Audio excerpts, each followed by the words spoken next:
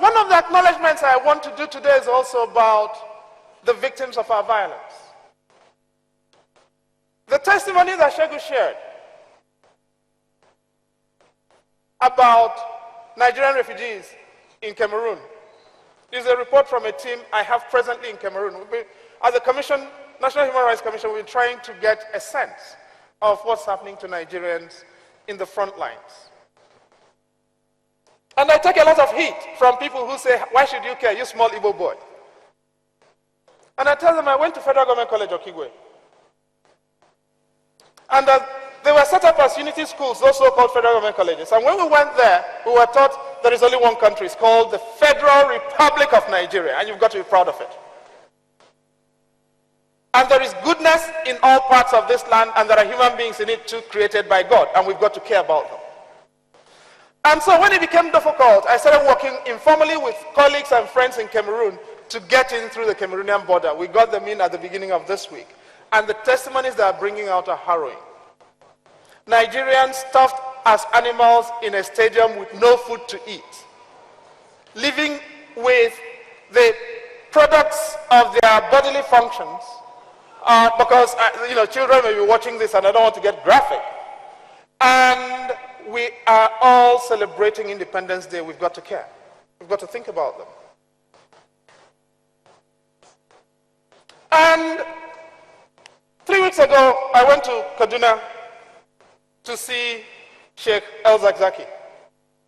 And I got a lot of stake privately from a lot of people. Why should you go? In 2006, I lost my young brother, my youngest brother. And my father suffered a lot. I saw my father lose the will to live. He had 10 of us. Just because he lost one son, my father lost the will to live.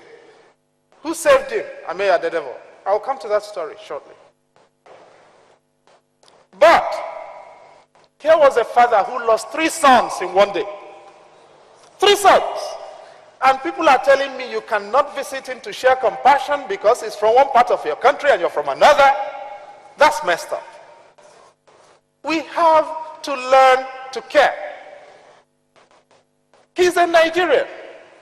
And more than being a Nigerian, that man has more courage than the people who were telling me not to go see him.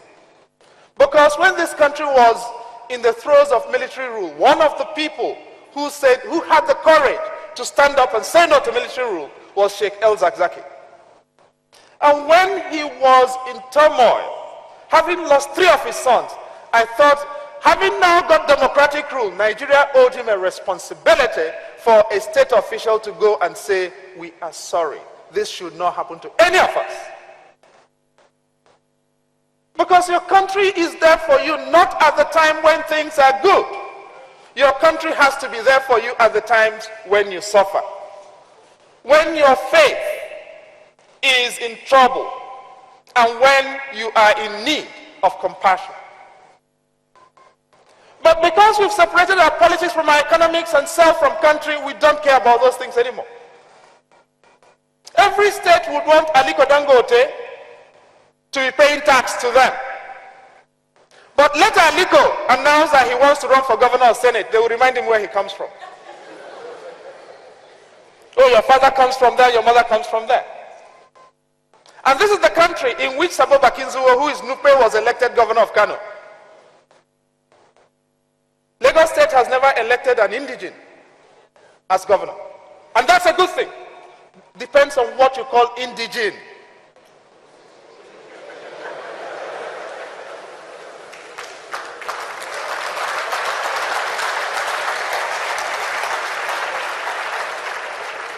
You've got to be... Raji Fashola is an indigene of Lagos, isn't it? Correct?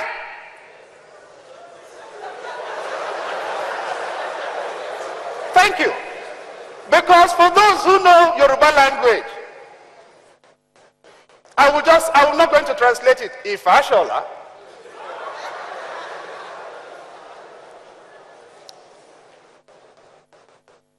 This country is bigger than the bits that make it up. Indigene and settler, Southern Kaduna, I go there every 2 weeks. Why? Because these days we no longer bury our people in discrete, what? In discrete graves. We pour bodies into graves. Unmarked graves. Southern Kaduna, that's what we do. 200 bodies, chopped up, burnt, poured into unmarked graves. 80 bodies, children who were on their mother's breasts, chopped up, poured into unmarked graves. When the Arab Spring happened in Egypt, they lost 864 people. I gave you, what did I just give you? A precise number. 864. We know their names. We know where they come from. We know where their bodies were disposed of. 864. How many have we lost? To the floods 2 years ago, in northeast Nigeria, in southern Kaduna, in Jos, in Nasarawa. How many have we lost? If you cannot value the people you've lost, your past, you've got very little value for yourself, and you don't have a lot to hand over to your children. That is African traditional religion.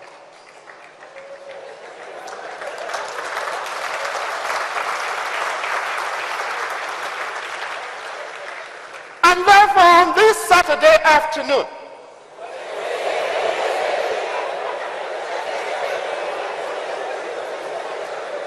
because this is a Saturday afternoon, it's a non-working day.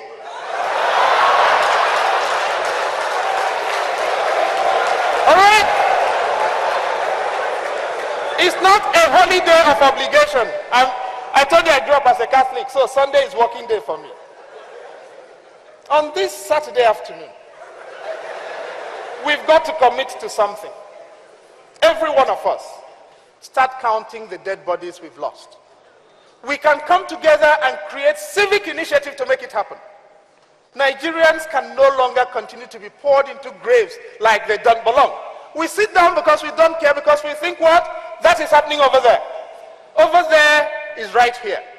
Over there is our country too. We've got to care. When we hear southern Kaduna is going to suffer, is suffering because people are being slaughtered, we've got to care. Banki has been sacked, we've got to care, it's in our country. Michika has been sacked, we've got to care, it's in our country. I've got kids, young kids who work with me at the moment who are in that neighborhood, who are totting up stuff, who are preparing to monitor the elections, who are counting the numbers that have been lost, who are counting displaced people. We all have to care. We've divided ourselves between rulers and ruled.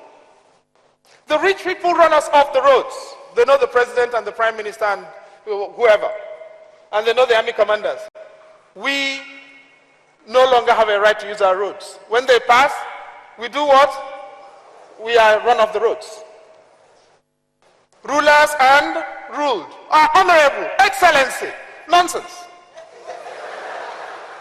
They are bloody human beings, and when they die, they putrefy if we don't attend to them. And yet what do? We worship them like they come from outer space. They are there because we exist. They are there because we are here. It is called public service. If there is no public, they don't do service.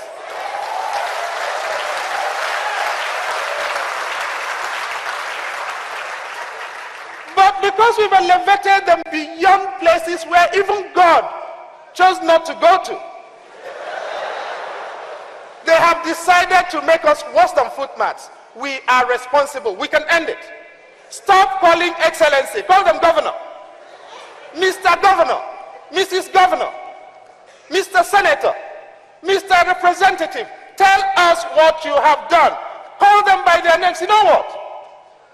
I tell my children not to call anybody uncle or auntie. Because that thing you cannot call by its name, you cannot hold accountable.